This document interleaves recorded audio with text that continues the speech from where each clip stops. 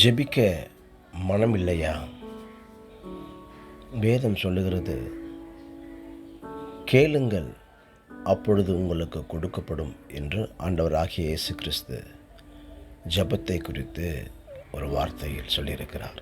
பிரியமானவர்களே, இன்றைக்கு ஜெபிக்க மனமில்லாமல் அநேக ஆசீர்வாதங்களை நாம் இழந்து விடுகிறோம். ஜெபம் என்பது நாம் என்ன நினைத்து கொண்டிருக்கிறோம் என்றால், குறிப்பிட்ட வேளையில் தேவ சமூகத்திலே முழங்கால் படியிட்டு நம்முடைய விருப்பத்தை எல்லாம் கேட்டு பெற்றுக்கொள்வது தான் ஜெபம். ஆண்டவர் பெரிய சூப்பர் மார்க்கெட் வைத்திருக்கிறார், ஆகவே நாம் கேட்டதெல்லாம் கொடுத்து விடுவார் என்ற நம்பிக்கையிலே இன்றைக்கு அநேகர் ஜெபத்தை குறித்தவராக புரிந்து கொண்டிருக்கிறோம். ஜெபம் ஒரு 3 காரியங்களை நமக்கு சொல்லித் தருகிறது. ஜெபிக்க முழங்கால் படியிடுகிற போது நாம் தேவனோடு உறவாட விரும்புகிறோம் என்பதை அது தெரியப்படுத்துகிறது.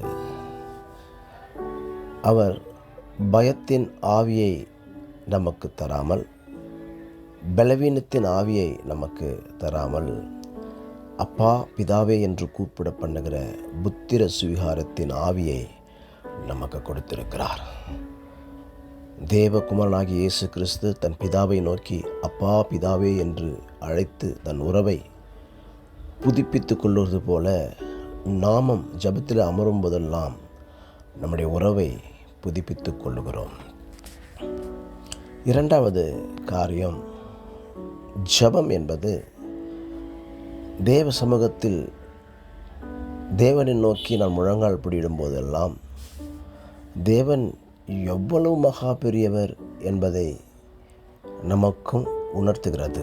அதே சமயத்தில் நான் எவ்வளவு எளிமையானவன், சிறுமையானவன், பலவீனமானவன் என்பதை உணர்த்துகிறது.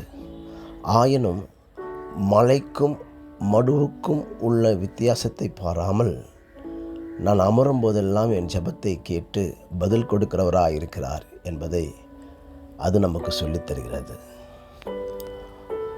3வது,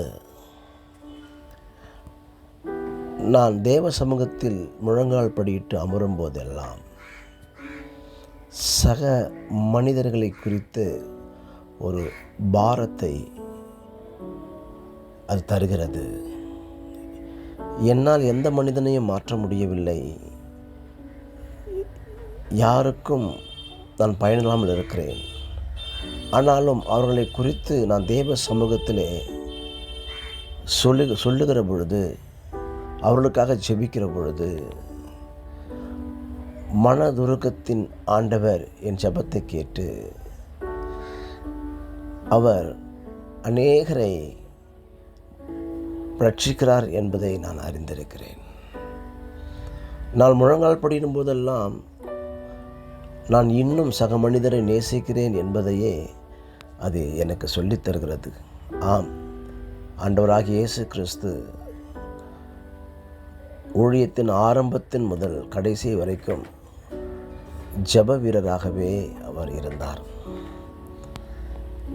ஜெபித்தார், தனிமையில் ஜெபித்தார், குழுவாக ஜெபித்தார், இரவெல்லாம் ஜெபித்தார், முழங்கால் படியிட்டு ஜெபித்தார், சாஷ்டாங்கமாக விழுந்து ஜெபித்தார். சிலுவையிலே தொங்கின போதும் கூட கள்ளனுக்காக ஜெபித்தார். தன் மீது குற்றஞ்சாட்டினவர்களுக்காக, தன்னை அடித்தவர்களுக்காக, குட்டினவர்களுக்காக ஜெபித்தார். என்ன ஒரு மனதுருக்கம்! பிரியமானவர்களே, இந்த 3 காரியங்களும் ஜெபம் நமக்கு சொல்லித் தருகிறது. ஜெபிக்க மனம் இல்லையா?